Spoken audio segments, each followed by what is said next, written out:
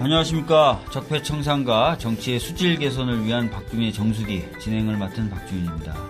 오늘도 적폐 온상이라고 할 수 있죠. MB 이명박 전 대통령과 관련된 이야기를 계속 한번 해보고자 합니다. MB에 대해서 많은 국민들이 불만이 있으신데요. 그중에 핵심적인 부분이 바로 4대강이에요. 이 4대강 사업이 완전히 실패한 사업 아니냐 이렇게 좀 평가를 받기도 하고요. 특히 이 사업 때문에 4대강은 녹조 라떼다 뭐 이렇게 불릴 지경에 이르렀다라는 평가를 받고 있습니다. 이 문제에 대해서 어떻게 풀어야 될까요? 저도 참 답답한데 함께 얘기 나눌 두 분 모셨습니다. 먼저 국민의당 이상돈 의원님 나오셨습니다. 네, 안녕하십니까. 네. 이상돈입니다. 네. 그리고 다른 한 분은 오마이뉴스 김종술 기자님이십니다. 예, 안녕하세요. 안녕하세요. 예, 반갑습니다. 예. 아유, 참 이게 답답한 문제인데요. 이상돈 의원님은 이명박 정부 시절에 국정원 리스트에 오르셨다고 해서 최근에 참고인 조사 받으신 걸로 제가 알고 있는데요. 당시 교수셨는데 보수적 성향으로 분류되셨고 또 많은 분들이 그렇게 알고 계신데도 불구하고 국정원의 블랙리스트에 오른 건 4대강에 반대했다라는 이유 때문이었죠. 그것이 제일 컸다고 생각합니다. 네. 그거 외에도 제가 MBC PD 수첩 기소하는데 그 기소 까면 안 된다. 까면 안 이런 된다? 칼럼도 쓰고 이런 것도 있었지만 제일 큰 게 역시 4대강 사업이라고 생각하죠. 당시 행정소송도 하시면서 4대강 사업 반대하기도 했는데 후에 뭐 국정원이 좀 움직였다 이런 걸 실질적으로 느끼신 적이 있으신가요? 네, 그것은 소송을 제기하기 전이고요. 그 국민소송 제기한 건 2009년 한 10월, 11월이고 예. 제가 지금 피부로 느낀 것은 원세훈이가 국정원장 들어오고 나서 저 개인 블로그 사이트가 아주 지저분한 욕지거리가 많이 올라오고 또 무슨 기사 같은데 그런 걸 느꼈어요. 그래서 저는 이것이 우연한 건 아니라고 생각을 했고 제가 또 원세훈이를 잘 알지 않습니까? 네. 대학 동기잖아요. 대학 동기고 원세훈이 어느 정도 수준인가 제가 잘 알죠. 그래서 저것이 국정원장 되면은 저 네. 틀림없이 정권 안보라고 해서 온갖 짓을 다 할 것이다. 네, 확신을 했고, 그리고 우리 가까운 대학 동기한테, 야, 봐라, 원세훈이 틀림없이 감옥 간다. 이제 장담을 했더니, 현실이 됐습니다. 그렇군요. 아니, 근데 최근에 저 깜짝 놀랐는데요. 이명박 대통령 당시에 국무총리실 산하에 공직윤리지원관실이 있었고, 거기서 민간인 사찰을 대대적으로 했다는 것도 해서 많은 사람들이 또 처벌도 받았었는데, 공직윤리지원관실 설치를 위한 제안을 원세훈 당시 행안부 장관이 했더라고요. 네. 그것이 공직윤리지원실에서 민간 사찰을 했던 것이 2012년 4.11 총선을 며칠 앞두고 KBS 특종으로 터뜨렸죠. 터졌죠.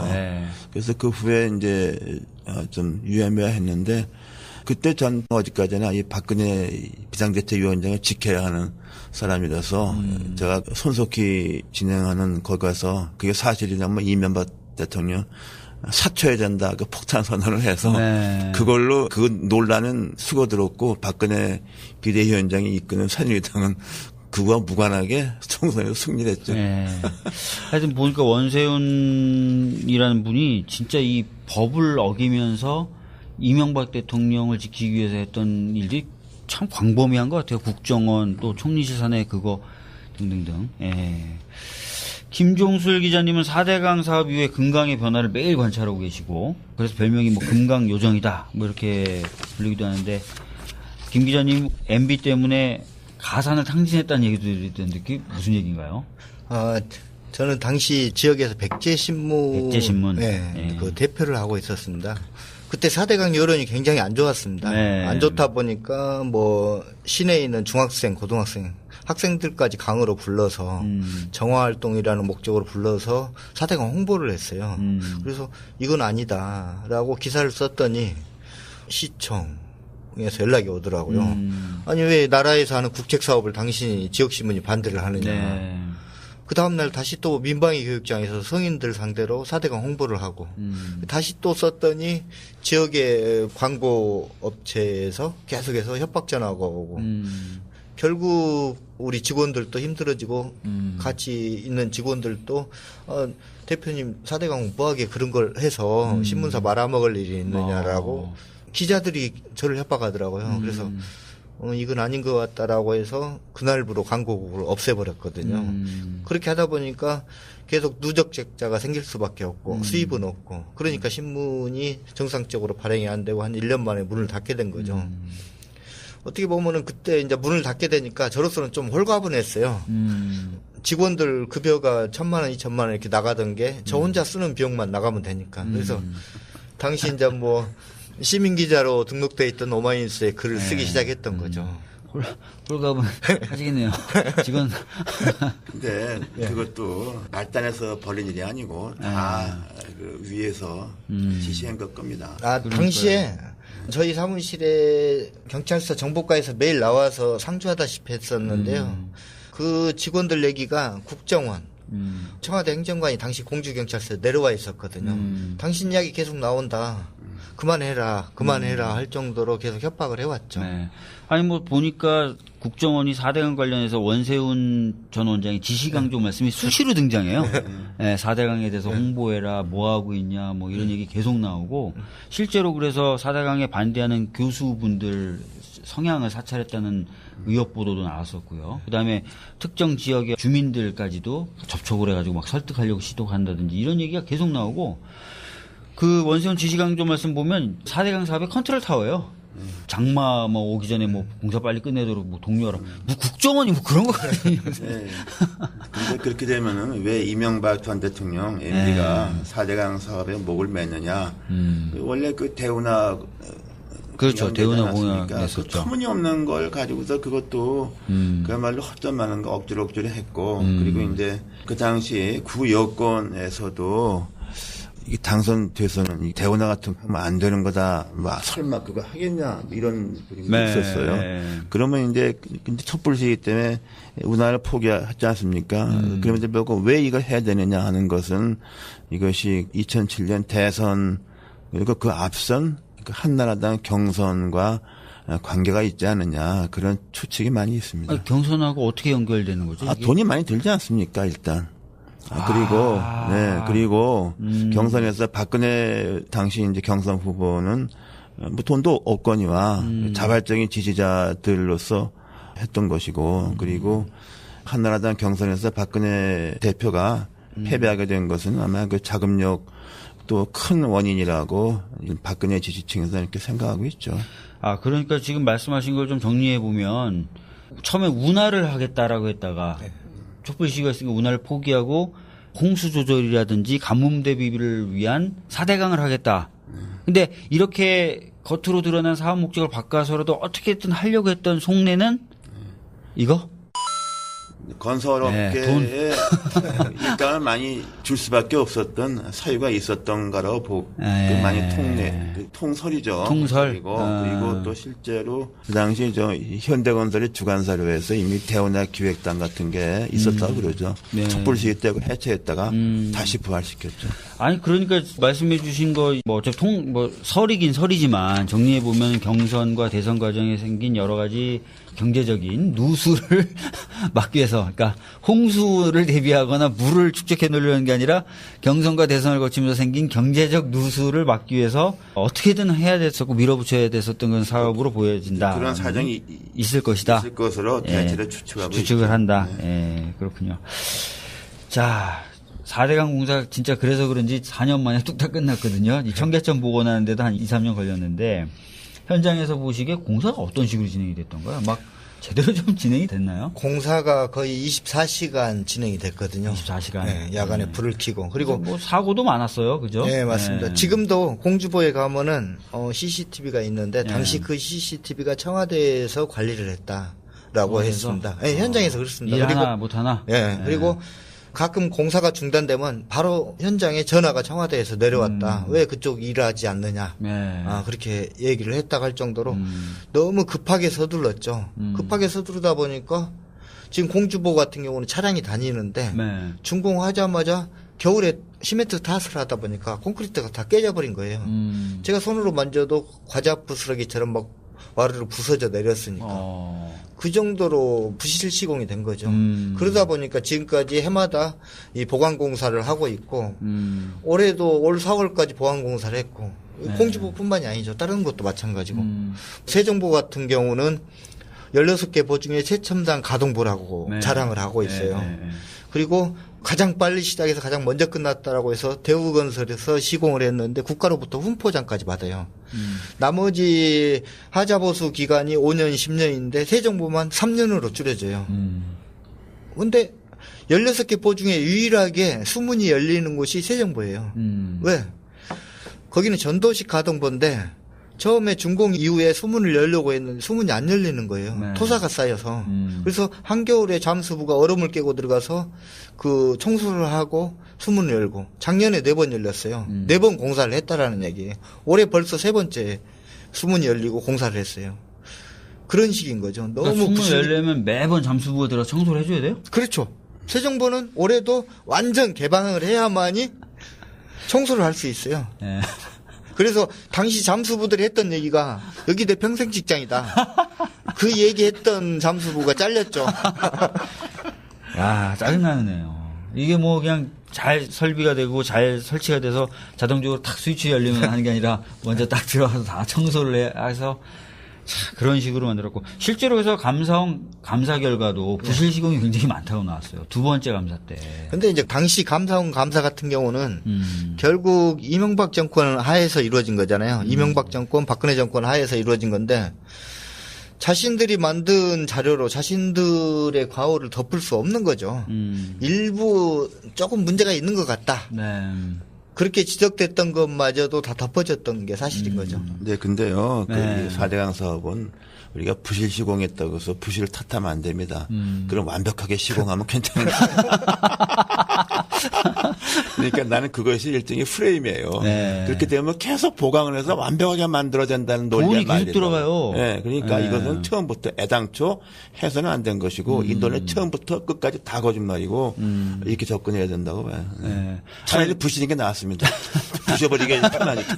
좀 진짜 튼튼하게 했으면 어쩔 뻔했어요, 이거. 네. 아니 말씀하신 김에 좀 여쭤보겠는데 과거에 중앙하천관리위원회 위원 생활을 하셨었잖아요. 6년 했습니다. 네. 과거의 하천관리하고 비교해봤을 때 이런 4대강 방식 뭐 전혀 네. 딴 얘기죠. 그리고요 국토부 자체가 그 공사하기 전에도 2000년 몇 년 초에 이미 4대강 본류는 정비가 대체로 끝났다고 그랬습니다. 4대강 본류 정비는 이미 대충 이미 끝났다. 끝났다 그랬고 이제는 좀 작은 하천들 보면은 지류, 뭐 지천들. 건천화되어 있으니까 뭐 돌멩이에 쌓여서 물이 안 흐르게 되고 그 홍수나면은 안양천 이런 거 그렇게 했던 거죠. 이건 전부 거짓말이 처음부터 다 거짓말이라 보면 돼. 4대강에 대해서 전부 그럼 논리가. 말씀해 주신 내용에 따르면 2007년 뭐 이 무렵에 이미 4대강 본류 정비는 끝났다 그랬어요. 끝났고 네. 건천화되어 있는 지류들, 지천들 그다음에 이런 것들만 이제 좀 그렇죠. 지천 정비가 이제 부족하다 그랬던 거죠. 그 4대강에 보면 저수지 수문 같은 거 잘 돼 있어요.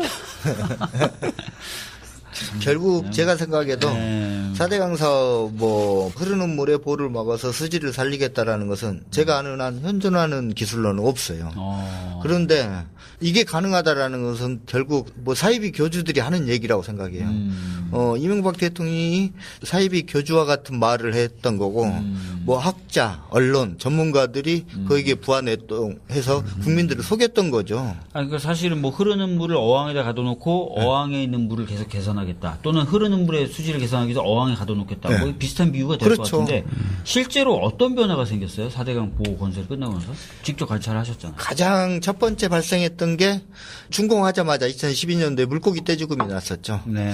당시 현장에서는 10일간 그리고 현장에서 공식적인 떼죽음은 13일간 났어요.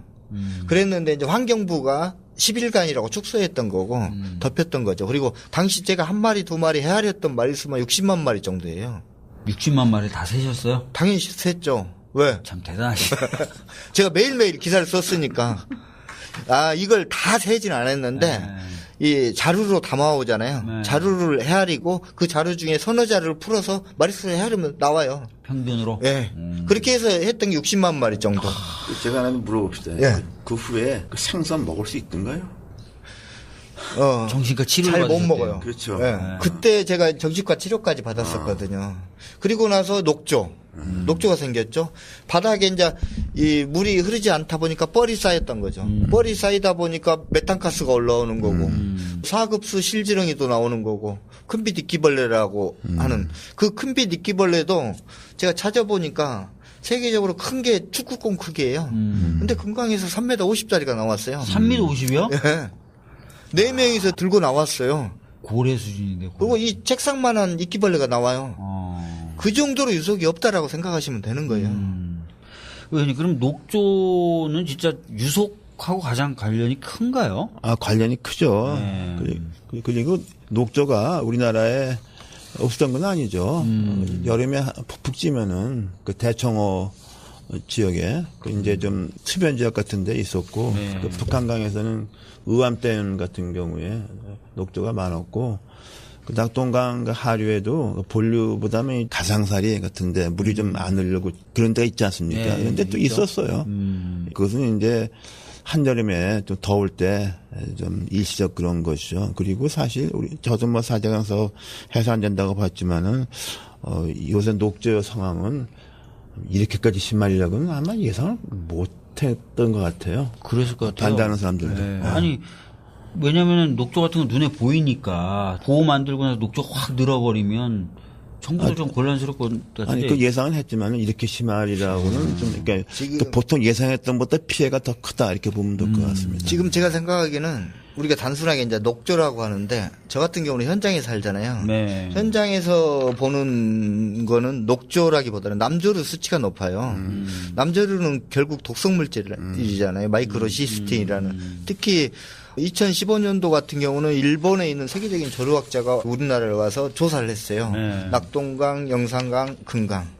이렇게 분석을 했는데 세계 보건기구 먹는 물 기준 낙동강 같은 경우는 360배, 영산강은 240배, 금강은 320배 초과된 걸로 나왔어요. 그리고 엄청난 양의 남조류 수치가 계속 높아지고 있는 거죠.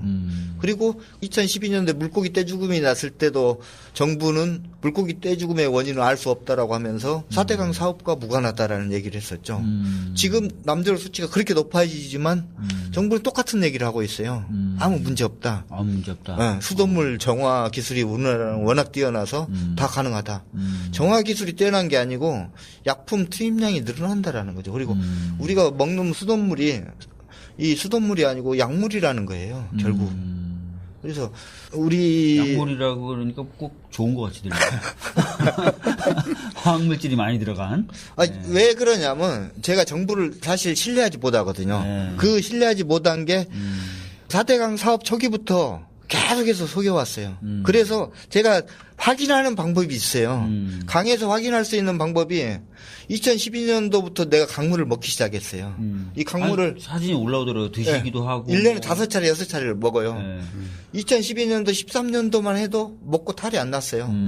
물이 2급수였어요, 그때는. 그랬는데 14년도부터 배탈이 나기 시작하는 거예요. 이제 그만 드시죠. 사시긴 사셔야 되잖아요.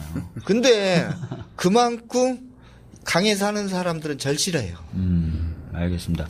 정부에 대한 믿음을 좀 얘기하셨는데 그래서 요 얘기 좀 해봐야 될 것 같아요.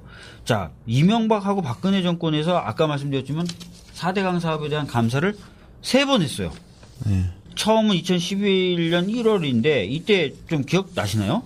이 의원님이 단장을 하셨었는데 국민소송단. 그건 제가 이제 네. 국민소송 그때 제가 이제 공동대표를 했죠. 네. 근데 뭐 그 당시 감사원 의미가 없고 그나마 의미가 없었나요? 네, 그나마 조금 의미 있었던 것은 이제 박근혜 대통령 취임하고 나서 감사원에서 4대강 사업에 대해서 굉장히 비판적인 감사를 좀 했습니다. 그래서 그렇게 나오니까 이제 당시 그 새누리당 내에서 친일 계열의 정치인들이 네. 굉장히 반발을 했고 그러다가 이제 김기춘 비서실장 들어온 다음부터는 그나마도 다 없어져 버렸죠. 네. 네. 없던 그러니까 게 돼버렸죠. 첫 번째 감사는 이명박 대통령 때였는데 사실상 면죄부를 줬고 그렇죠. 두 번째 감사는 박근혜 정부 때 있었는데 주로 부실 시공에 대한 걸 초점으로 맞춰서 감사를 했는데 부실하다라는 결론은 나왔고요. 그렇지만 이제 그 부분도 이제 충분하게 감사 안 됐다는 평가를 좀 받고 있고 세 번째 감사가 이제 하청을 주는 과정에서의 어떤 불공정이나 또는 불법 행위 없었냐라고 했는데 거기서도 뭐 큰 것들은 안 나왔던. 처음에 좀 바뀌는 것도 있었죠. 네. 그래서 관계되는 건설회사, 관국공사 좀 제안을 받고 그랬는데 나중에 다 풀어졌죠. 네. 그래서 지금 4번째 감사를 지금 문재인 정부 들어서 하고 있어요. 근데 이제 감사원 얘기를 좀 들어보니까 입들을 안 연답니다. 그게 사실 감사도 전혀 믿지 못하는데. 감사원으로 못 믿을 필요가 있다. 왜? 믿지 말 필요가 저 있다. 같은 경우는 현장에서 당시 참여했던 소장들도 만나고 있어요. 지금도 만나서 얼마 전에도 제가 인터뷰를 했어요. 그분들이 하는 얘기가 정부로부터 당시 준설하는데 수중 준설 비용을 받았다. 수중 준설과 육상 준설의 비용이 한 서너 배 차이가 난다. 근데 시간상 밀어붙여야 되니까 정부에서 밀으라고 해서 육상 준설했다. 그것만 해도 감사감이잖아요. 그렇죠. 그 외에도 박근혜 정권에서 했을 때도 녹조 문제가 지적됐고 이런 감사가 이루어지지만 사실상 위에서 이루어지는 거지 현장에서는 뭐 감사가 이루어지는지 전혀 몰라요. 사실은 이런 문제 제기도 있어요. 지금 감사원의 핵심 간부들이 예전에 4대강 감사를 했던 사람들이라는 맞습니다. 거예요. 그러니까 자기가 이번에 다시 감사하면서 예전 감사가 잘못됐다. 예전 감사가 부실했다. 얘기하기가 또 어렵다라고 보는 사람들도 많더라고요. 맞습니다. 그러니까 사실은 이런 게 참 답답해요. 그래서 감사를 4번째 하는데도 또 제대로 된 감사 결과가 안 나오면 참 답답한데 전반적으로 이제 과거에 있었던 공무원들이 유지되면서 있는 문제들은 아직까지 어느 구석에나 다 좀 있는 것 같습니다. 그게 4대강 사업의 적폐 세력이라고 생각합니다. 네. 결국 4대강 사업에 참여하고 거기에서 승진하고 했던 사람들이 그 자리를 그대로 차지하고 있는 거거든요. 그렇죠. 이런 부분도 좀 저희들이 적폐청산이라면 적폐청산 이런 관점을 좀 지켜봐야 될 것 같아요. 가장 중요하고 핫한 얘기를 해야 될 것 같아요. 뭐냐? 앞으로 어떻게 해야 되냐? 4대강. 자, 이게 지금 4대강 사업에 대한 문제가 문재인 정부로 넘어왔어요. 자, 김 기자님, 금강 보면서 가장 급한 문제가 뭡니까? 어떻게 해야 됩니까, 이 4대강? 저는 일단 수문 개방부터 해야 된다고 수문을 생각해요. 열어라. 네. 근데 지난 6월 1일 날 수문 개방 열었잖아요. 열었어요. 네. 열은 걸로 알고 계시죠? 네. 모두가 그게 사기극이라는 거죠. 왜? 아까 얘기했다시피 환경부, 국토부, 수자원공사, 4대강 사업에 참여했던 그 적폐 세력들, 공무원들이 그 자리에 그대로 앉아 있어요. 네. 그리고 다들 4대강 수문 개방한 걸로 알고 있는데 수문 개방 아니에요. 저도 다 그렇게 나왔는데요? 예. 네. 지금 16개 보 중에 6개가 선정이 됐어요. 금강 네. 같은 경우는 가운데에 있는 공주보가 선정됐어요. 네. 의원님이 더 물은 저보다 잘하실 것 같은데 물은 이 효과를 보기 위해서는 상류의 수문을 여는 게 가장 효과적이에요. 예를 들어서 세종보를 열면은 효과가 크죠. 네. 그 다음으로 하류예요. 그럼 백제보라는 거죠. 가장 효과가 미비한 것이 공주보예요. 중간보. 근데 그 중간보도 문재인 대통령이 그냥 부유물 제거해라고 수문을 열으라고는 안 했어요. 수질 개선 때문에 열으라고 했는데 수질 개선을 위해서는 이 바닥층의 물을 뽑아내야 돼요. 근데 지금은 어떤 식이냐. 공주보에 위에 있는 보의 수문을 18도로 기울였어요. 그래서 20cm 낮춘 거예요. 이건 개방이 아니죠. 20cm의 수문만 낮춘 거죠. 물 수위를 7m에서 20cm 낮춰봐야 6m 80이에요. 이걸 개방이라고 하는 것은 말이 안 되는 거죠. 이건 개방쇼죠. 개방쇼. 그게 4대강 적폐 세력들이 그 자리에 있는 한 영원히 쇼만 이루어질 수밖에 없는 거죠. 지금 말씀하신 것 따르면 수질 개선을 위해서는 상류, 그렇죠. 그다음 하류 네. 해야 되는데 그게 아니라 중간에 있는. 그렇죠. 근데 그것도 밑에 바닥층을, 있는 바닥물을 네. 빼는 게 아니라 위에 물. 물을 제거하기 살짝 해놓고 마치 개방한 것처럼 보고하고 언론 홍보했다. 이게 이제 4대강 적폐 세력이 그 자리에 있기 때문에 이런 일이 벌어지는 거다. 이렇게 말씀하셨는데. 그렇죠.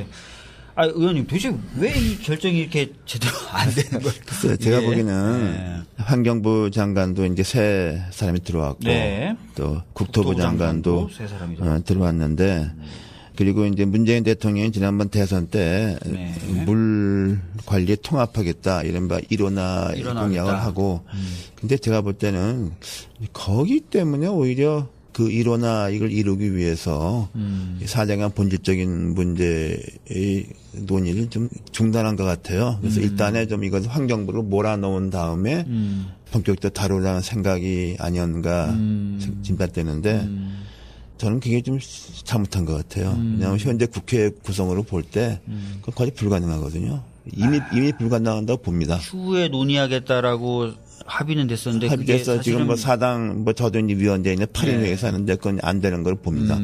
그래서 11월 달에 안 되는 걸 판단이 할 거고 저는 그렇게 되면은 사실 물 일원화 통합은 그 자체가 목적은 아닙니다. 그 자체가 목적은 길을 아니죠. 가는 네. 조금 편한 길이에요.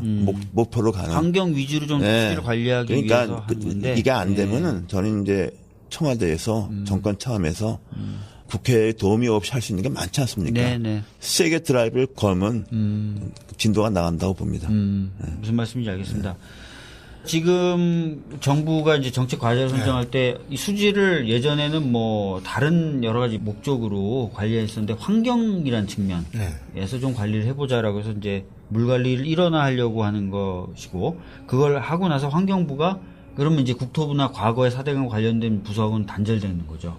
깨끗한 사람들이 이 4대강 문제를 접근하면서 할 수 있을 거라고 보는데 현실적으로 정책적인 목표는 그렇게 세우고 그게 되면 좋은데 어려울 것이다 라고 말씀하셨고 그렇다면은 이제 이게 안 되는 것으로 좀 더 명확하게 판단이 되면 정부 차원에서 드라이브를 걸어서 4대강 이 문제를 해결하는 것의 첫 번째 과제는 문을 열어서 물을 흐르게 만들어라. 그렇죠. 이렇게 하면 되는 거겠죠. 그렇죠. 그죠? 야.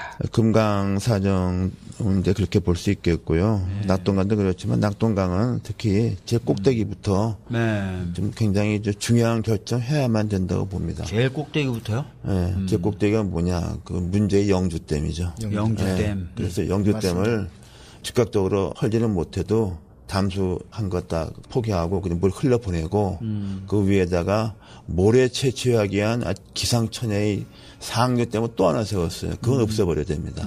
그렇게 해서 내성전부터 물과 모래가 흘러내려가는 것이 제일 첫 순서고 그다음에 이제 제일 위에 있는 상주보 저는 문재인 정부가 근데 그거는 해결을 해야 된다고 봅니다. 그래서 상주보를 해결한다는 건 구체적으로 어떤 말씀이십니까? 그건 없애는 거죠. 제 상류이기 때문에 그렇게 되면은 이제 경천대니 등등 그 상류가 과거 1급수가 회복이 되면은 구미까지 좋은 물 영향이 있을 겁니다.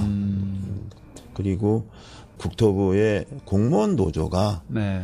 정부의 정책, 대통령의 어떤 정책에 반결드는 그런 의사표명을 했어요. 무슨 공무원 노조가 자기 노동인권을 지키는 건 모르는데 정책에 관여합니까? 어떤 의미에서 반기를 들었죠? 그 반대하는 거죠. 물론 일어나 반대. 저는 거기에 대해서 근무부서가 옮겨지거나 뭐 지방 근무를 해야 된다거나 이런 것 때문에 그거 아니라 자기들 했던 것은 이제 국토부의 기득권 우리가 했던 방식 이런 것이 아무래도 환경부가 되면 기구가 축소가 됩니다. 권한도 줄고 그런 문제에 대해서 청와대가 기강 차원에서 뭔가 확실하게 할 필요가 있고 또 하나는 수자원 관련 연구 개발이나 이런 거 이제는 끊어야 됩니다. 그래서 수자원을 빙자해서 먹고 살았던 R&D 마피아 그것부터 정부가 손을 봐야만 됩니다. R&D 마피아. 네, 수자원 마피아죠. 수자원 마피아. 수자원 마피아도 있었군요. 이런 마피아는 네. 지금도 비일비재합니다. 예를 들어서 환경부의 통합물관리위원회가 있습니다. 통합물관리위원회에 4대강 사업에 앞장섰던 찬동인사, 1급 찬동인사가 지금도 들어있어요. 정권이 바뀌었는데도 오늘 4대강 순문 개방에 따른 환경부 산하에 제가 있는 금강 쪽에 금강유역 환경청에서 관련해서 오늘 토론을 한다라고 하더라고요. 거기에서 또 연구 영역하고 또 빌붙어서 먹고 사는 학자들 여전히 많이 이렇게 있죠. 되는 거군요. 정부의 공무원들이 일단 뭔가 잘못한 행위를 했어요. 그럼 이 공무원들이 자기가 잘못한 거를 어떻게든 커버해야 되니까 그렇죠. 자기와 같은 편 먹었던 사람들에게 연구 영역을 줘요. 당연하죠. 그러면 너 잘했어라고 면죄부를 연구 영역 결과로 줘요. 이러면서 사실 계속 공생하면서 한다는 거군요. 네, 근데 제가 말씀드린 대로 그거는 국회 없이 할 수 있지 않습니까? 국회 없이 예산 때 다 빼면 돼요. 네. 청와대에서 이번엔 물갈이 통합 안 되면은 수자원 그냥 다 없애고 인프라 건설 특별한 경우 무슨 홍수 피해가 긴박한 경우에는 다 예산 다 깎아버려야 됩니다. 그래서 한번 보여줘야 돼요. 대가를 치르게 해야 됩니다. 그건 국회 없이 할 수 있어요. 저는 아니, 청와대가 그걸 해야 된다고 봐요. 국회 없이 그런 거 하면은 꼭 자한당 이런 분들이 막 그건 국정감사에서 네. 하는 거니까 그건 관계 없지만은 네. 부처 간 통합은 국회법이 통과가 안 되지 않습니까? 그렇죠. 근데 나는 예. 거기다가 이제는 목매할 필요가 없다. 예.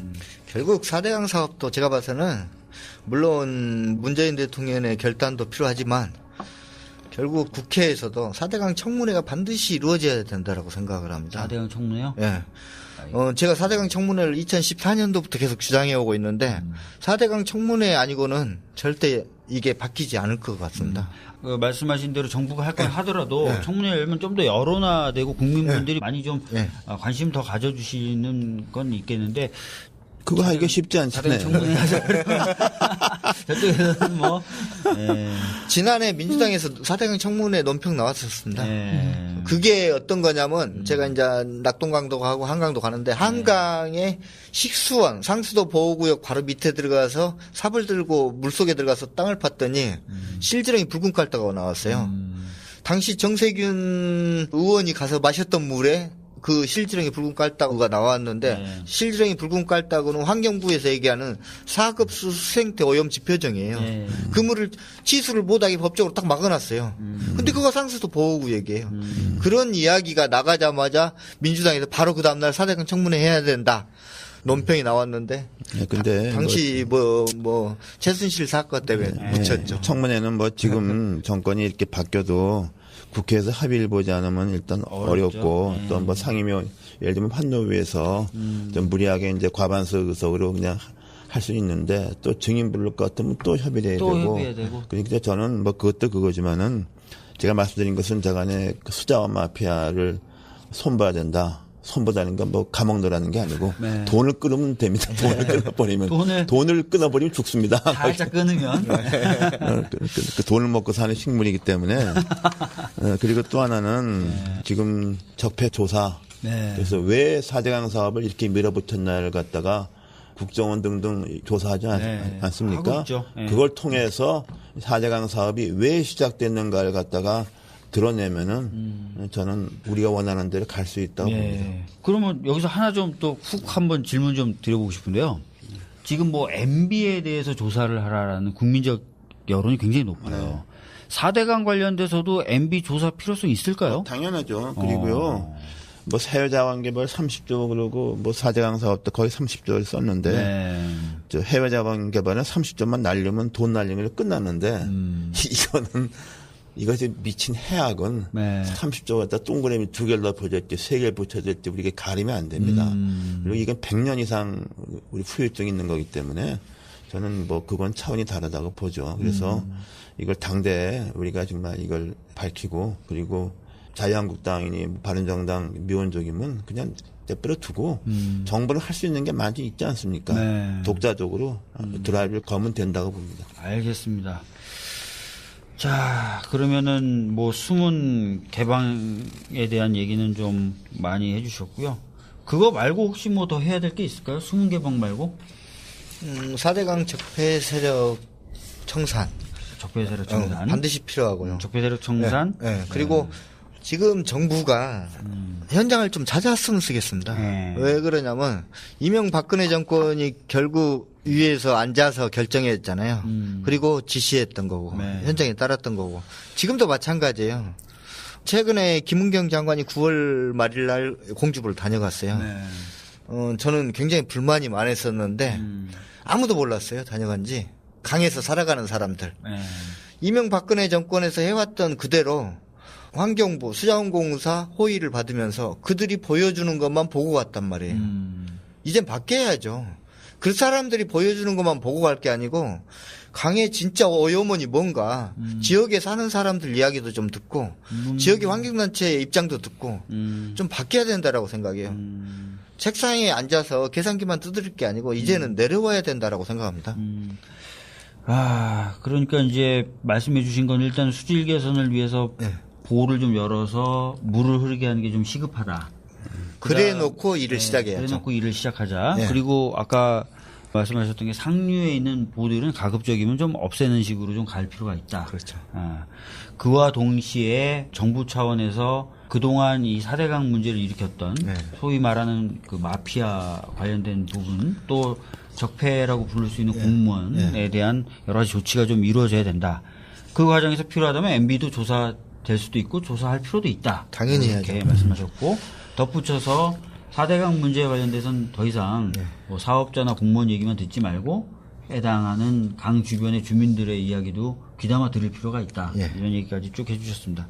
이런 것들을 좀 체계적으로 좀 해야 되는데 이제 이 의원님 말씀대로 국회 차원에서 뭐 하기에는 좀 어려우니 정부 차원에서 할 수 있는 건 좀 속도를 내라. 네, 그렇습니다. 이렇게 좀 그리고 뭐 제가 생각하기에 김웅현 장관 우리가 한너위에서 좀 발언하는 것도 보고 그러는데 네. 일단은 여러 가지 원인이 있겠지만은 이게 물 통합 관리가 성사되기까지는 좀 말을 좀 많이 아끼는 그런 느낌이 있어요. 근데 그거는 제가 볼 땐 거기다가 너무 의미를 부여했던 것 같아. 그거는 이제 말씀드린 대로 목표를 가는 조금 더 편안한 길인데 그거 안 되면은 원래 있던 길로 가면 되는 거죠. 그리고 국토부 장관이나 환경부 장관 같은 경우에도 이제는 좀 과감하게 이런 용어가 있지 않습니까? 뭐 영어로 하면 뭐 분리 펄핏이라고 그러나요? 그 어떤 장관이 어떤 상전쟁에 가는 것 자체가 엄청난 의미가 있잖아요. 네. 그 과감하게 좀 세게 좀 나갈 필요 있다고 봐요. 그리고 청와대에서 두 장관한테 좀 확실하게 힘을 좀 실어줘야만 됩니다. 제가 볼 때 문재인 대통령의 메시지도 그렇게 좀 클리어하지가 않아요. 그래서 일단 대통령이 좀 힘을 실어주면 두 장관이 움직이지 않겠습니까? 저는 두 장관이 확실하게 움직이면은 나는 할 수 있다고 봅니다. 네. 아무래도 뭐 말씀하셨던 대로 수자원에 대한 이론적 관리를 하려면 야당들의 도움과 협조가 필요하다 보니까 야당에게 공격적이라고 비춰지는 발언이라든지 이런 것들 좀 자제했던 부분이 있는데 이 의원님은 그렇게 할 필요 없다. 필요 없습니다. 네. 어차피 협조 안 해준다 걔네들. 네. 협조를 기대하면 안 됩니다. 또 세게 나가야 좀 움찔할 겁니다. 네. 오히려 세게 나가는 게 움찔하게 만든다. 네. 이렇게 말씀하셨습니다. 알겠습니다. 두 분 모시고 짧은 시간이지만 여러 이야기들을 쭉 다뤘어요. 그동안에 있었던 4대강의 문제, 그 문제를 해결하기 위해서 있었던 정부 시도들의 어떤 문제도 다시 짚어봤고 해결책으로 어떤 것들을 하면 좋은지도 짚어봤습니다. 마지막으로 두 분 한 말씀씩 좀 해주시죠. 4대강 문제에 대해서. 먼저 이 의원님. 네, 이 4대강 이 문제는 당대는 어렵고 이거 제대로 회복하려면 뭐 한 세기도 부족할 것 같아요. 그러나 그렇게 회복하는데 오래 걸리나요? 오래 걸리죠. 네. 그리고 또 굉장히 조심해야만 됩니다. 특히 뭐 하류보 같은 것을 어떻게 하냐면 참 우리가 이런 거 해본 적이 없어. 보고 나는 것도 이렇게. 네. 하지만 저간에 이 정권에서 과감한 시작을 해야 한다고 봅니다. 의지를 보이는 이 정권이 저간 시작을 해야 됩니다. 네. 시작이라는 것은 제가 볼 때는 상류에부터 손을 보자 말이죠. 네. 제가 올 초에 우리 보수분들이 가장 좋아하는 미국을 다녀왔어요. 그 이유가 가까운 뭐 4대강 사례를 보자면 일본도 있고 독일도 있는데 미국을 가게 된 이유가 워낙 좋아하다 보니까 우리 분들이. 그래서 시애틀, 샌프란시스코에 가서 거기도 댐이 해체되고 있어요. 가장 많은 댐을 보유한 나라가 미국이고 가장 많은 댐이 해체되고 있는 데가 미국이에요. 예. 그래서 왜 해체하는가를 가서 직접 봤어요. 그리고 물어봤어요. 네. 왜 해체하느냐. 네. 근데 미국은 우리하고 좀 다르게 이 강에 댐을 만들 때 전력 생산이라든가 다른 목적을 뚜렷하게 두고 있어요. 그리고 그거를 국가가 하는 게 아니고 이 전력회사에서 국가로부터 이탁을 받아서 하는 거예요. 네. 그러다 보니까 적자나서 해체했다. 그렇게 얘기를 하더라고요. 적자난에 당연히 해체해야 되는 거 아니냐. 네. 우리 4대강 사업이 지금 유지관리비가 1조 원이 넘게 들어갔다라고 해요. 1년에요? 예. 아니면 1년에. 1년에 1조씩? 예, 1조. 근데 내 주머니 돈이 아니고 회사 돈이 아니고 국민들 세금으로 나가다 보니까 아무도 몰라요. 관심이 없어요. 이것부터 바뀌어야 된다라고 생각해요. 지금. 1년에 1조씩 든다는 얘기를 국민분들이 아시면 가만히 안 계실 텐데요. 1조가 든다라는 얘기는 언론을 통해서 많이 발표됐어요. 그래도 무감각한 거죠. 세금으로 나가기 때문에. 최근에 이제 자유한국당이 반대했던 법 중에 하나가 뭐였냐면 과일 못 먹는 초등학생들한테 과일 급식을 주자는 건데 1년 예산이 80억이에요. 네. 그걸 반대하시더라고. 근데 1년에 1조 참 말이 안 나오네요. 예. 그러니까 이 상태로 계속 방치했다가는 결국 언젠가는 수문이 열리고 보가 해체되겠지만 결국 시간이 늦어지면 늦어질수록 그 강에서 살아가는 생물들, 살아가는 사람들까지도 네. 결국 뭐 20% 30%는 다 사라진다라고 보시면 될 거예요. 다시 돌아오지 못한다라는 거죠. 하여튼 MB는 참 부지런했던 것 같아요. 여러 가지로 부지런했는데 참 안 좋은 일 쪽으로 많이 부지런했던 것 같은데 어떻게든 저희들이 이 문제를 해결해야 되고 이 의원님이 말씀하신 대로 이번 정부에서 결단을 통한 시작을 해야 됩니다. 네, 해야 시작은 저간에 제일 위에 있는 것부터. 네. 알겠습니다. 오늘 두 분 모시고 4대강의 현재 상황, 뭐 앞으로 어떻게 해야 되느냐 이런 얘기들 다 들었는데 답답하기도 하면서도 또 한편으로는 진짜 해야 되겠다 이런 마음도 좀 많이 들게 됐습니다. 예, 박주민의 정수기 오늘은 욕심쟁이 MB가 4대강을 어떻게 악화시켰는지에 대해서 살펴봤습니다. 다음 주에도 적폐청산과 정치의 수질 개선이 필요한 곳으로 좀 찾아가도록 하겠습니다. 예, 마지막으로 한마디만 드릴게요. 네, 더 하세요. 예, 더 하세요. 욕심쟁이라고는 어떻게 표현을 그렇게 할 수 있나요? 제가 볼 때는 이게 대불입니다. 대불 영어로. 대불이 뭐죠? DEVIL. 악마라고 그렇죠. 해요. 네. 오늘은 악마 MB와 MB가 4대강 어떻게 악화시켰는지 좀 살펴봤습니다. 대불. 네. 참 답답하네요. 다음 주에도 적폐청산과 정치의 수질 개선이 필요한 곳으로 찾아가도록 하겠습니다. 감사합니다. 오늘 나와주셔서 대단히 감사합니다. 예, 네, 감사합니다. 고맙습니다. 예, 감사합니다.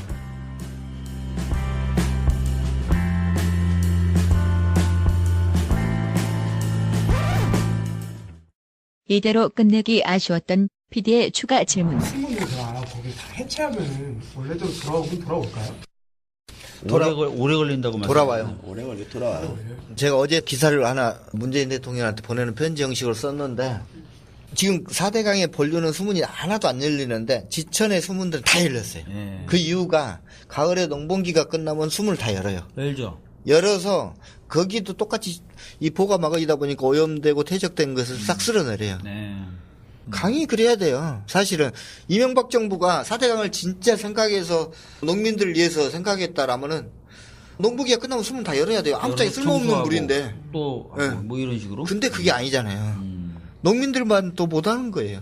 그러면 그게 1년에 1조씩 들어갔다고. 이 정확하게 지금 밝혀진 것만 6,500억 정도 들어간다라고 해요. 그리고 왜 1조냐면 수자원공사가 빚 갚아주는데 3,500억 들어가요. 맞아요. 그래서 1조예요. 그러면 그게 해체하는 비용이 더 들어가요? 해체는 그렇게 많이 안 들어요. 우리 이제 해체한 다음에 그것도 일종의 복원해줘야 되지 않습니까? 그거 뭐 복원 비용이 많이 들어가요. 다시 하고 뭐 이게 자연 복원하면 시간도 걸리고 여러 가지 뭐 그렇게 이제 위부터는 그 부장이 적잖아요. 아래 그 하만보가 보면 이게 바다가 그건 뭐 이거 어떻게는 이제 감이 안 잡혀. 근데 위는 없애면 원래도 되는 거야. 지금 뭐 위에는 복원이 빠르게 돼요. 근데 하루는 위부터 왜냐하면 위부터 깨끗한 물이 오니까. 그래서 제가 이 첫 출발은 내가 볼 때는 상류에 영주댐. 영주댐. 저도 올 초에 영주댐을 다녀왔거든요. 네. 작년에도 갔다 왔는데 영주댐의 문제는 올해 이제 녹조가 어마어마하게 끼었잖아요. 올해 제가 이제 드론을 가서 띄웠어요. 얼마 전부터는 드론도 못 띄우게 다 막아놨어요. 이제 계속 군사보호구역이라는 이름으로 드론도 못 띄우게 하는 거예요. 그 이유가 결국 감추는 거예요, 계속. 그리고 취재 가면은 수자원공사에서 와서 막고. 똑같아요. 4대강도 마찬가지예요. 일반 기자들 오면은 다 막아요, 지금도. 그런 감추는 행위부터 사라져야 되는 거예요. 알겠습니다. 감사합니다. 네.